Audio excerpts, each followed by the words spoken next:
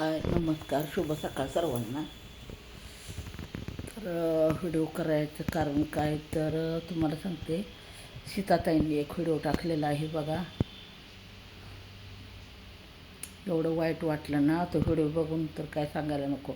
कारण त्यात एवढ्या रडत होते ना त्या व्हिडिओमध्ये, लय म्हणजे लय रडत होते. आणि ते त्यांचा आवाज ऐकूनच वाईट वाटलं. त्या काय त्या व्हिडिओमध्ये दिसल्या नाही, पण त्यांचा आवाज एवढा रडवेला रडत होत्या ना त्या, काय सांगायला नको. कारण काय झालेलं होतं ते वासराबद्दल आणि वासराच्या आईबद्दल, म्हणजे गाई आणि वासरू ह्याबद्दल त्यांनी व्हिडिओ बनवलेला आहे. आणि सर्वांनी तो व्हिडिओ बघा बरं का. तर काय झालेलं आहे, गाय व्याल्यानंतर किती म्हणजे किती दिवसांनी, ते काय माझ्या एवढं लक्षात नाही बघा. गायला चरायला सोडलं आणि वासरू घरामध्ये होतं. आणि अगोदर व्हिडिओ आहे की म्हणजे वासरू जन्माला आल्यानंतर गायने त्या वासराला चाटलेलं, म्हणजे असं ते आहे. त्यांनी त्या व्हिडिओमध्ये दाखवलेलं आहे, म्हणजे खरी परिस्थिती दाखवलेली आहे त्यांनी. आणि त्यानंतर म्हणजे किती दिवसांनी गायीला सोडतात ही मला नाही माहिती, पण गाय चरायला गेली आणि सगळी जनावरं घरी आली आणि गाई घरी आलीच नाही रात्री. तर एवढ्या रडत होते ना त्या सीताताई, काय सांगायला नको. आणि बरोबर त्याच गाईला वाघाने खाल्लं. लई वाईट वाटलं खरंच. असं कुणाच्या म्हणजे जनावराबाबत होऊ नये, पण त्या भागात मला असं वाटतं वाघ बिबटे जास्त प्रमाणात असणार. आणि कुठल्याच प्रमाणे म्हणजे हे जंगली प्राणी आहेत ना, तर त्यांच्याबद्दल आपण काहीच काय करतील आणि काय नाही. कुणाच्या शेळ्या, कुणाची बकरं, कुणाची गाई वासरू, कोंबड्या, त्यांना काहीच पुरत नसतं. व्हिडिओ करायचं कारण काय तर मला खरं तो व्हिडिओ बघून लई वाईट वाटलं, म्हणून हा व्हिडिओ बनवत आहे मी. आणि मुळात म्हणजे त्या एवढ्या रडत होत्या ना त्या व्हिडिओ बनवताना, लई वाईट वाटलं. त्यांची गाई एवढी म्हणजे व्यालेली गाई वाघाने धरली, म्हणजे काय सोपी गोष्ट आहे का. त्यांचा व्हिडिओ बघितला मग वाईट वाटलं, म्हणून मी हा व्हिडिओ बनवला. लय बेकार.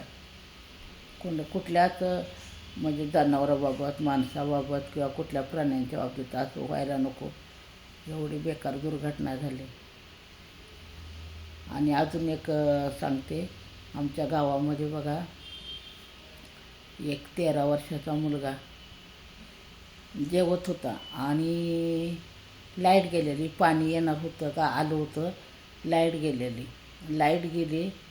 आणि त्याची बहीण होती. ती बहीण म्हणली, अरे बा दाद्या, मांजराला काहीतरी कुत्र्याने धरलं का काहीतरी, मांजराच्या मागं कुत्रं लागलं काय, असं काहीतरी त्या दोघा बहीण भावांचा विषय चाललेला. आणि ते पोरगं जेवणाच्या ताटावरनं उठलं आणि त्याचं नशीब एवढं बेकार की तो पळत जायला लाईट यायला, असं म्हणजे झालं. त्याला एवढा जोरात विजेचा धक्का लागला ना की ते लई वाईट घटना झाली. ते मुलगा जाग्यालाच गेला. आणि त्याची चुलती परत त्याला वाचवायला गेली, पण त्या वायरीने त्या चुलतीला फेकून दिलं. पण त्या मुलग्याला देऊन पकडलं आणि जागेलाच मुलगा. आजच बघा मी बसनं येताना तिथं परत विषय चाललेला, कारण बस स्टॉपच्या इथं ना त्या मुलग्याचा फोटो लावलेला होता. आता तो फोटो नाही माझ्याकडं. लई अशा वाईट घटना घडलेल्या आहेत. कुणाच्याच बाबतीत असं व्हायला नको. काय त्या पोरग्याचं 13 वर्षाचा मुलगा होता नुसतं बघा.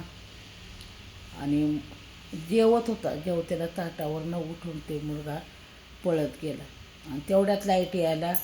आणि काय म्हणले 25 वर्ष झालं तिथं, म्हणजे ती शेतात राहतात, तर तिथं वायरी असं सगळं. पण ते काही नशीब म्हणायचं, त्याचं आयुष्यच तेवढं. पण आईवडिलांना कुणीच म्हणजे न विसरण्यासारख्या अशा घटना घडलेल्या आहेत.